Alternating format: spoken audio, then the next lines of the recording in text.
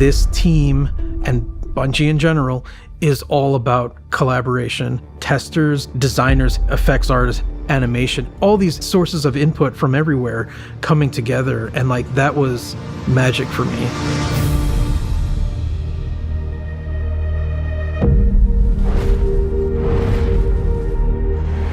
The final shape, it felt a little like a love letter at times.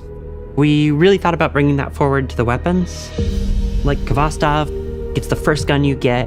There has to be the narrative bookends of the first gun I got in the game. It's here in the Pale Heart. It's like this old friend returned. How do you make this thing really good and really powerful without making it not what it is? And that was really challenging. What we ended up deciding on is it is about your skill. Oh, it's all in the wrist. A little like it's gonna bounce several times down this line of guys. You're just really good at bouncing this bullet. It's fate almost. This thing's dope. Help! Yeah. And we pepper in the number 7 in as many places as we could. So it bounces 7 times. It's got a bunch of 7s in its stat. You get 7 bouncy bullets when you pick up an Orb of Power. Bungie has a long legacy of loving the number 7, and this felt like the right place for it. Cade has this iconic hand cannon that in a lot of ways has become a symbol.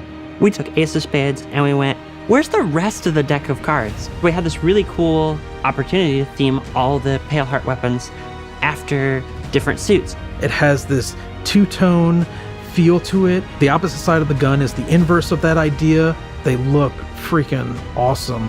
It also has like these fantasies of characters that have influenced Cade. These guns are part of his past.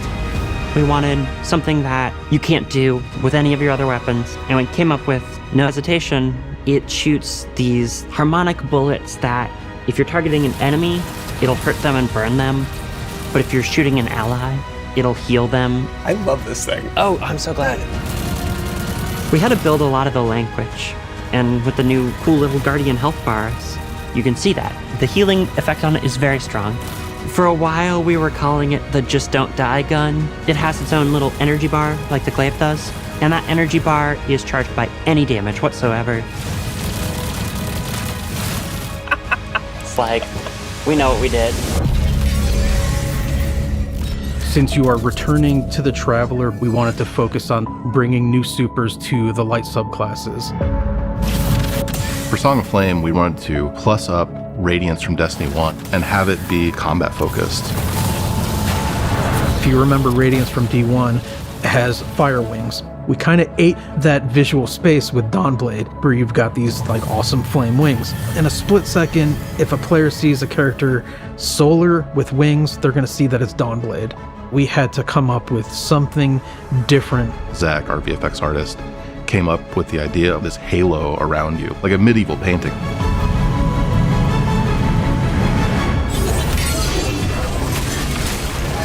Twilight Arsenal is a one-off super that also creates these axes. Coming up with visuals for that axe, it was an interesting challenge. How do we want to root this in Destiny? We took a lot of inspiration from Titan's shield. What would it feel like if the axe was the shield broken up? And when you look at it side by side, you can definitely see that connection between the two.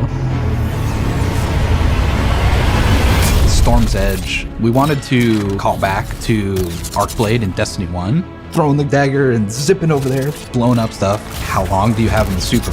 Initially, you had a long time. Yeah, 24 seconds. We did not earn any friends in those places. No, people were pretty mad. But we toned it down, and now you only have 12 seconds, and it's a lot more reasonable.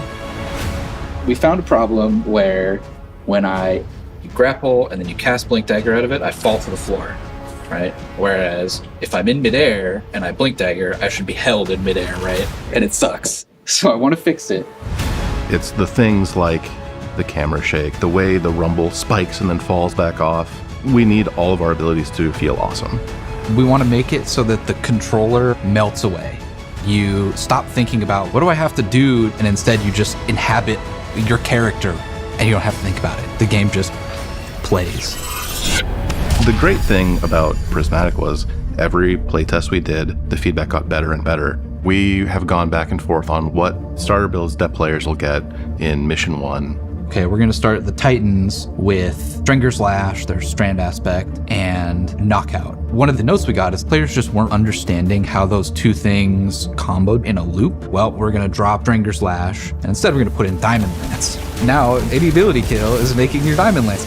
Your Knockout punch, hey, that makes a Diamond Lance. You throw your Diamond Lance at the floor, everything's frozen, now you can punch stuff again and get amplified with Knockout. Once we made that switch, all of a sudden it clicked in players' heads. This loop becomes a lot more clear, and players were much more satisfied with their starter loadouts. At the end of the day, like, the chaos is the point. Yeah.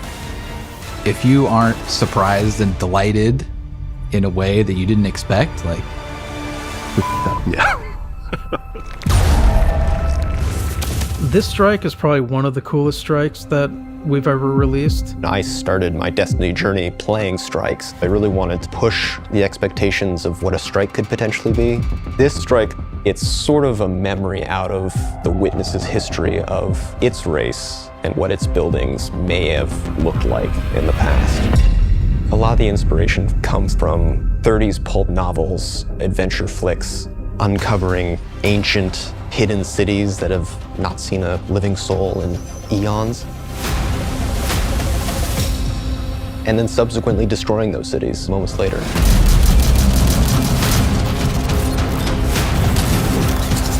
Imagine you're in a narrow hallway. You need to escape it. Lava is descending. Obstacle is coming out of the walls. You made this slide towards the closing door and you're dead. The door just closed right in front of your face, so... That happens a lot. I have 7 Gilded Conqueror titles. I want this strike to be the hardest strike we ever made. I want people to scream and cry over this strike. Oh no!